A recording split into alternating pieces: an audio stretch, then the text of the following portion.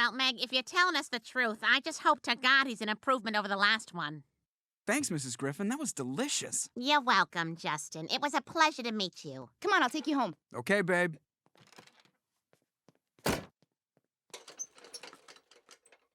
He ain't got no legs.